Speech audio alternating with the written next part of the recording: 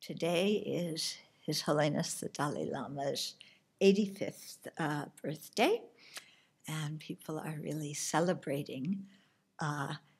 It's interesting in Dharamsala, what they usually do is they have some kind of puja, and then dancing and singing and drinking, and it's quite a gala festival. Yeah, not serious like at the end of teachings. Anyway, a week or two ago, I was asked to give a 30-second happy birthday statement. The people at Casa del Tibet in Barcelona, the monk who works there happens to be an old friend of mine that I hadn't talked to in decades. And then all of a sudden I get an email from him. And he was putting together a group of 85 people, all saying happy birthday to His Holiness in 30 seconds. So I contributed a little something to that. So he sent out the long version of that yesterday. And initially I thought, it's just going to be a bunch of people saying the same thing, happy birthday, Dalai Lama. And it was like 40-something minutes long. And I thought, am I really going to watch this? But then I said, well, let's turn it on and see what it's like. It was so beautiful. Yeah, because there were all these different people. What it really made me think was how many people whose lives His Holiness has touched. And these were basically the people, associated with Casa del Tibet in Barcelona, and then a few outside people, some people from India, some of us in other places. And everybody said happy birthday in a different way.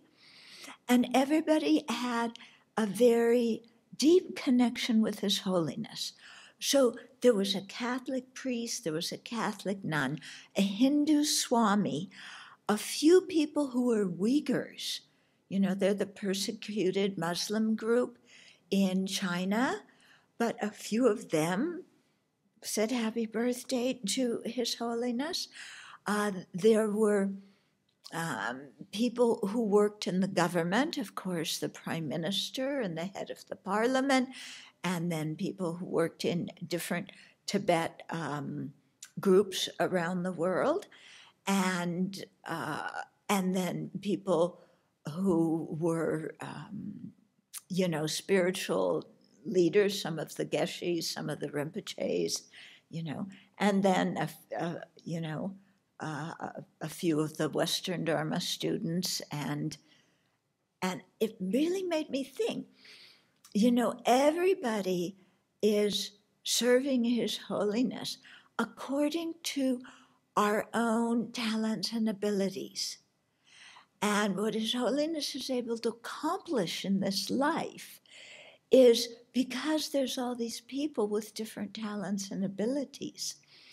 And I remembered what a Dharma friend had said to me many, many decades ago. She said that all the disciples of a teacher are like are like light rays going out from the teacher's heart, doing the work, the Dharma work, inspired by the teacher. And I thought that's what all 85 of us were like. We were all these different little beams of light going out from His Holiness's heart, working in the world according to our own abilities and talents. And it was this beautiful feeling watching everybody say happy birthday, having this attitude, because there were scientists, there were politicians, there were Buddhists, I mean, so many different kinds of people. And how the mind usually says, well, my way of serving is better, and I'm closer to His Holiness, or I'm not as close to His Holiness. You know him better. I'm left out like usual. How we're always in that comparing mode. But somehow seeing this, there was none of that comparing mode at all. It was just all of us together in being our different light beams. Yeah. And then to think that there's thousands and millions of other people who weren't in the video who are also light beams coming out of His Holiness's heart, doing the work in the world. Yeah. Because His Holiness isn't in our families, in our workplaces, in our countries.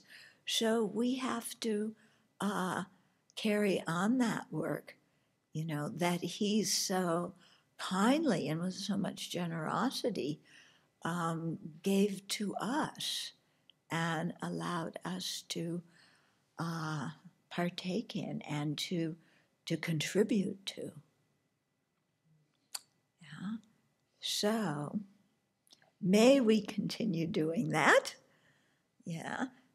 Because I think if we do and we uphold our responsibilities to the Dharma and to the world and keep good ethical conduct, then that becomes reason for His Holiness to have a very, very long life. And then we can celebrate many birthdays with Him.